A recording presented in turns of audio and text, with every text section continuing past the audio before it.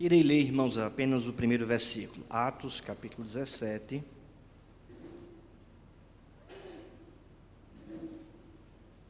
Apenas o primeiro versículo.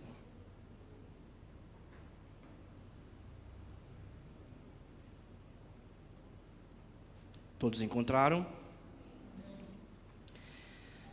Tendo passado por Anfípolis e Apolônia, chegaram a Tessalônica, onde havia uma sinagoga de judeus. Vamos orar. Pai Santo, Pai amado, nós lemos a Tua palavra. Te pedimos nesse momento, nos instrui como igreja, a fim de sermos uma igreja missionária, proclamadora do Teu Evangelho. Nós te pedimos isso em nome do Senhor Jesus. Amém. Meus irmãos, nós estamos aqui plantando uma igreja que de fato seja missionária. Uma igreja de fato seja proclamadora, não é, do Evangelho. Inclusive é lema da nossa igreja, uma igreja bíblica proclamadora do Evangelho, não é isso?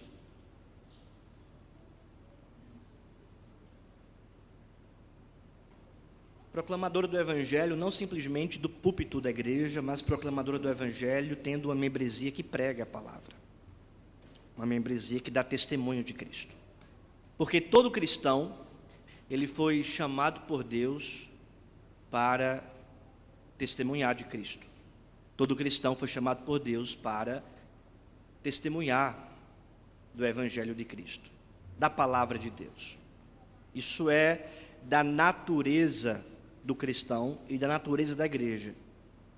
Um cristão que não evangeliza, que não dá testemunho de Cristo, ele tem algum problema com a sua fé, porque o verdadeiro cristão, ele dará testemunho de Cristo, ele vai dar testemunho do Evangelho do Senhor. Temos, portanto, plantado essa igreja aqui para ser uma igreja missionária. E temos orado pedindo a Deus, Deus, desperta a nossa vida, desperta essa igreja, para que a partir dessa igreja, outras igrejas sejam também plantadas. Como resposta das nossas orações, pessoas de outras cidades têm vindo para a nossa igreja, para ouvir a pregação do Evangelho. A cidade de Agrestina, a gente tem duas famílias que têm vindo para cá. Riacho das Almas, aos domingos também tem alguns irmãos que têm vindo para cá. Santa Cruz do Capibaribe tem uma família que está vindo para cá, e por meio, né, dessa família, Deus nos concedeu 2 terrenos ali, que é resposta das nossas orações, tendo em vista que a gente quer também plantar uma igreja ali naquele lugar. Mas a pergunta que nos cabe nesse momento é: quais são as estratégias para nós plantarmos outras igrejas? Qual deve ser as estratégias missionárias para nós plantarmos outras igrejas? E mais ainda, qual deve ser a nossa estratégia missionária para darmos testemunho de Cristo para outras pessoas ao nosso redor? O texto que nós acabamos de ler está tratando sobre este assunto, onde o apóstolo Paulo, ele segue viagem missionária, saindo da cidade de Filipos, indo agora à cidade de Tessalônica. Como nós sabemos, o apóstolo Paulo está em sua segunda viagem missionária. Ele então convoca Timóteo para essa viagem missionária, chama Silas. Lucas também está acompanhando, porque perceba, Lucas é o autor deste livro, e perceba o que diz a palavra no versículo 39 e 40. Então foram ter com eles e lhes pediram desculpas, relaxando-lhes a prisão, rogaram que se retirassem da cidade. Tendo-se retirado do cárcere, dirigiram-se para a casa de Lídia, e vendo os irmãos, os confortaram, então partiram. Nós percebemos isso porque eles estavam ali, Lucas também estava ali, mas Lucas está registrando, e agora diz que eles partiram da cidade de Filipos e foram então para a cidade de Tessalônica. A cidade de Filipos, irmãos, é a primeira cidade na Europa que o apóstolo Paulo, juntamente com seus companheiros, eles pregaram a palavra, e foi a primeira cidade na Europa que uma igreja foi plantada. Essa igreja começou ali na cidade de Filipos, na casa de Lídia. Olhem para o texto, veja o que diz o versículo 11, Atos 16, versículo 11. Tendo, pois, navegado de Troade, seguimos em direitura a Samotracia, e no dia seguinte a Neápolis. Depois chegaram em Filipos, que é província, cidade da Macedônia, que é província da Macedônia. Tessalônica fica também na província da Macedônia. E veja então o que diz o versículo 15: depois de ser batizada, ela e toda a sua casa, isso Lucas se referindo a Lídia, nos rogou, dizendo: se julgais que eu sou fiel ao Senhor, entrai em minha casa e aí ficai, e nos constrangeu a isso. Veja, nos constrangeu a isso. Veja que o verbo está na primeira pessoa do plural, ou seja, Lucas está inserido. Nós partimos para aquele lugar, nós chegamos em Filipos, nós estávamos na casa de Lídia. A partir do versículo 40, entrando então no capítulo 17, Lucas passa então a apresentá-los na segunda pessoa, ou seja, Lucas não está mais juntamente com Paulo e Timóteo e Silas. O que aparenta aqui é que Lucas ficou lá em Filipos, diante de alguma circunstância, porque o texto então, no versículo 1 do capítulo 17 diz: tendo passado por Anfípolis e a Apolônia, chegaram a Tessalônica. Não é nós chegamos, eles chegaram a Tessalônica, onde havia uma sinagoga de judeus. Eles chegam nessa cidade para plantar uma igreja. Eles chegam nessa cidade para pregar o evangelho e plantar uma igreja de Cristo Jesus. No versículo 2 vai dizer que eles passaram ali 3 sábados pregando a palavra de Deus, de acordo com o relato de Lucas. Diz a palavra que mais adiante que uma igreja se estabeleceu ali naquele lugar. Uma igreja foi plantada ali naquele lugar. Tanto é que depois o apóstolo Paulo vai escrever 2 cartas à igreja em Tessalônica. Quais foram então as estratégias missionárias do apóstolo Paulo de plantar essa igreja em Tessalônica?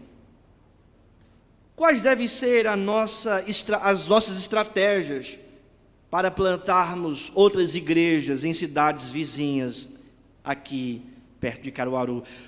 Quais devem ser as nossas estratégias para darmos testemunho de Cristo na nossa vizinhança, no nosso condomínio, no nosso prédio, no nosso trabalho, no círculo de contatos e amigos que a gente tem?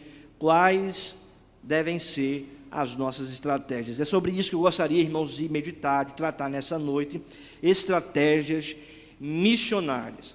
A primeira estratégia é que nós devemos trabalhar em equipe, e a primeira estratégia é essa, é o trabalho em equipe, é trabalhar em equipe, porque veja o que diz o texto no versículo 1: tendo passado por Anfípolis e Apolônia, chegaram a Tessalônica, onde havia uma sinagoga. Lucas não diz que Paulo chegou em Tessalônica, Lucas diz que eles chegaram em Tessalônica. Lucas não está registrando que Paulo sozinho chegou em Tessalônica para plantar uma igreja, mas Lucas está relatando que Paulo, juntamente com seus companheiros, provavelmente aqui Timóteo e Silas, eles chegaram ali em Tessalônica juntos, como equipe, para pregar a palavra de Deus. É justamente isso que diz em Atos 17:1. No início dessa plantação, a estratégia que a gente percebe, não somente aqui, mas também nos outros relatos das outras plantações do apóstolo Paulo, percebemos que Paulo não anda sozinho. Desde o início, Barnabé não andou sozinho, era Barnabé e Saulo para a obra que o Senhor tinha chamado na pregação do Evangelho na região da Galácia. Agora, portanto, nós percebemos que Paulo está juntamente com outros irmãos na pregação do Evangelho, no trabalho de plantar outra igreja na cidade de Tessalônica. Se nós queremos avançar como igreja missionária, nós precisamos trabalhar em equipe. Se queremos plantar outras igrejas, precisamos entender que deve existir equipes para isso. Não é alguém sozinho, não é uma pessoa isoladamente, mas é um trabalho em equipe. Esse trabalho em equipe consolidado, fomentado pela igreja. É isso que deve acontecer. A gente percebe, sim, em alguns momentos, o apóstolo Paulo só, mas momentos singulares, complicados, e ele estava só em algumas circunstâncias, como por exemplo, em sua prisão em Jerusalém, quando ele foi então levado detido para Roma, onde ele escreve a sua carta também na prisão de Roma para Timóteo, pedindo que venham ter com ele. Então, assim, nós percebemos em alguns momentos o apóstolo Paulo só, mas são momentos marcados pelas adversidades que estavam de fato apresentando a situação, estavam por causa das adversidades, ele vivenciava esses momentos assim de solidão, mas isso não é o natural de um trabalho de plantação. Isso não permeou as missões do apóstolo Paulo, pelo contrário, grande parte do seu ministério de plantar igrejas, grande parte era marcada por ele e irmãos junto com ele, plantando outras igrejas. Vamos lembrar, eu não plantei aqui a igreja sozinho. Quem lembra de janeiro de 2023? Quantos estavam aqui? Alguma coisa está errada, porque nós não estávamos aqui. Em janeiro de 2023 a gente estava onde? Nas casas, né? Nas casas. Alguns levantaram a mão, só se for o espírito, né? Quantos estavam aqui? Né? Nós estávamos nas casas, né? Estávamos nas casas. Exatamente. Estávamos nas casas. Passamos o quê? Um período de casa em casa. Parecíamos a igreja primitiva, né, Reginaldo? Né, Jonas? Né? Teve momentos assim, nas casas. Só depois que a gente veio para cá, né? Mas não estava sozinho. Deus chamou outros irmãos para me acompanhar nesse trabalho de plantação. Deus me chamou. E Deus chamou outros irmãos. E nós estamos todos juntos, unidos na missão que Deus nos confiou. O protagonista é Cristo, que nos chamou. Então esse trabalho começou em equipe. Deus chamando discípulos para pregar o evangelho aqui no bairro universitário e fazer discípulos. É exatamente isso, irmãos.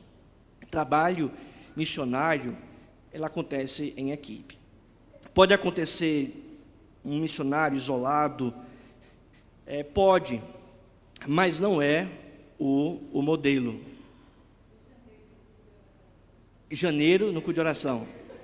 Não entendi. Ah, foi aqui? Foi aqui? Então errei, viu? Nós estávamos aqui, né? Estávamos aqui, certeza? Em janeiro nós estávamos aqui? A gente fez alguns aqui, né? A gente fez alguns cultos aqui em janeiro.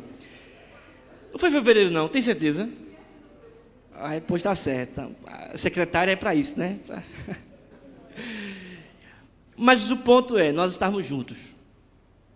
E é isso que a gente deve promover também no trabalho de plantação. Gente, quando a gente for começar o trabalho de plantação, seja em Agrestina, seja em Santa Cruz, seja em um lugar que Deus nos mandar, a gente tem que lembrar isso. Temos que lembrar disso. É um trabalho em equipe. É um trabalho em equipe. Deus tem que levantar equipes para trabalhar. Não é uma pessoa sozinha. Não deve ser assim.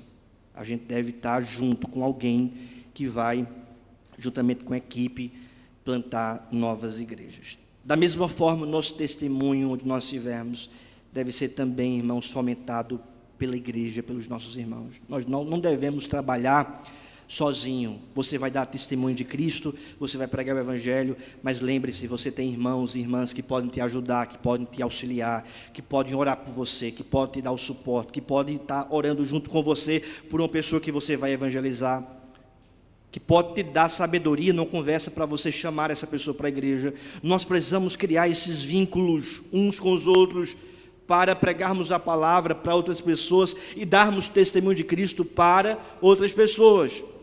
Então você pode me procurar, você pode procurar os irmãos, e a gente vai estar orientando um ao outro para promover o Evangelho de Cristo com as pessoas que você quer pregar a palavra, com as pessoas que você tem contato. O que não pode é ficar isolado. Não, você tem que ter sabedoria, criar estratégias, entender que existe uma igreja ao seu redor que pode, junto com você, orar por isso, te orientar nisso, te conduzir nisso e estar em intercessão por isso. Amém, irmãos? A segunda verdade é que nós precisamos procurar polos com maior concentração de pessoas. Essa é a segunda estratégia. Procurar polos com a maior concentração de pessoas. Porque, veja o que diz a palavra: chegaram a Tessalônica, onde havia uma sinagoga. Chegaram a Tessalônica. Por que eles não ficaram em Apolônia? Por que eles não ficaram em Anfípolis? Porque eram cidades menores. No entanto, eles foram para a cidade de Tessalônica. De acordo com alguns estudiosos, a cidade de Tessalônica tinha em média de 200 a 300 mil habitantes. Ou seja, para aquele mundo daquela época, era uma cidade que tinha uma grande população ali, né? Era quase uma Caruaru, digamos assim. Acho que Caruaru hoje chega a quê? A 400? Quase 500 já, tá? Quase 500. 482. Então, assim, para aquele tempo, essa cidade de 300 mil, 200 a 300 mil, era uma cidade bastante populosa. Tendo em vista também a referência que Lucas registra aqui de duas cidades anteriores que eram menores. Por que o apóstolo Paulo foi para essa cidade? Porque era uma cidade que concentrava o maior número de gente. Era um polo para aquele lugar.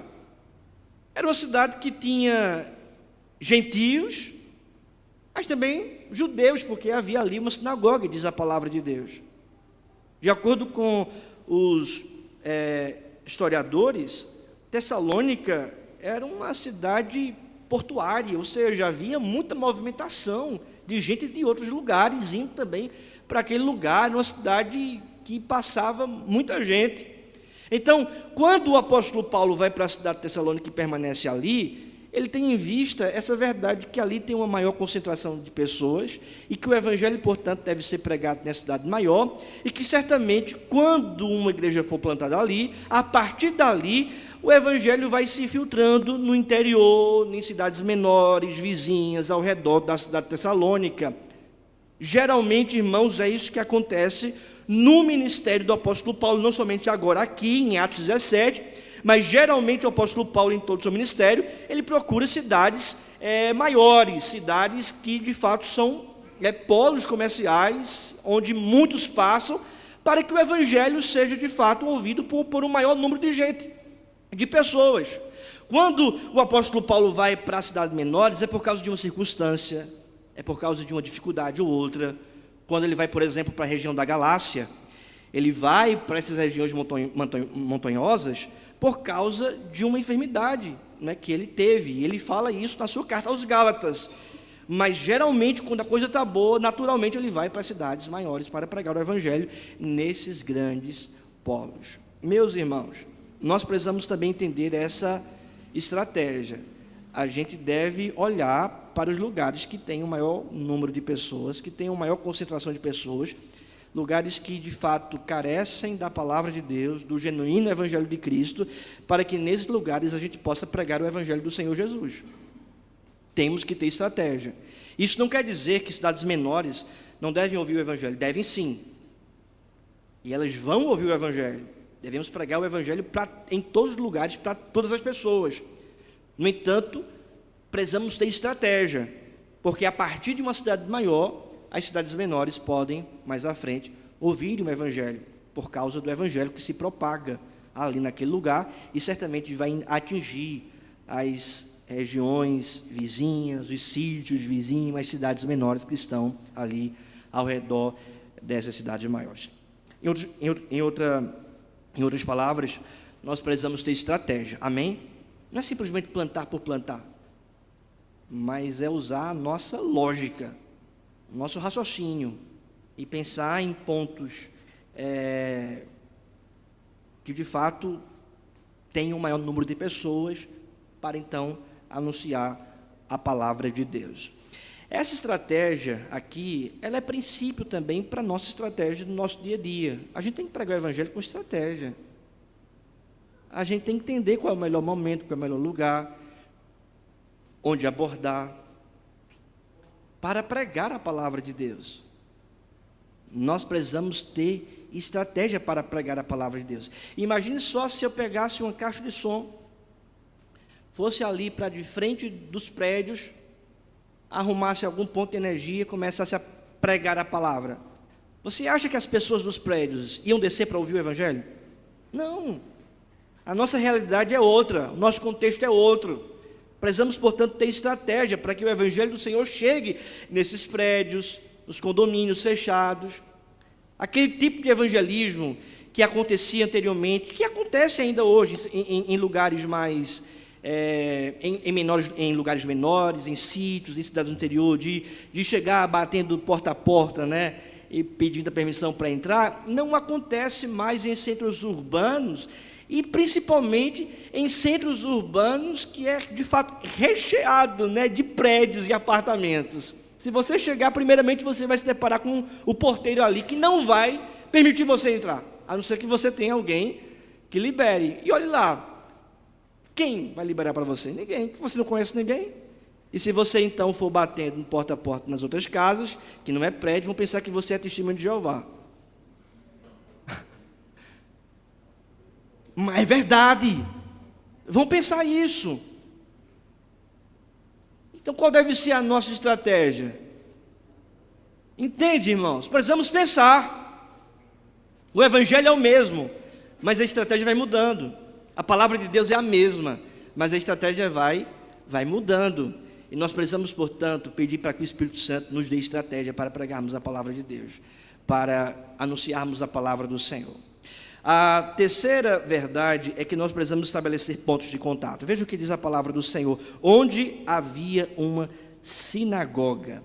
Onde havia uma sinagoga. Então, o apóstolo Paulo, juntamente com a sua equipe, eles vão para Tessalônica e eles percebem que ali havia o quê? Uma sinagoga. Era uma cidade, irmãos, da província da Macedônia.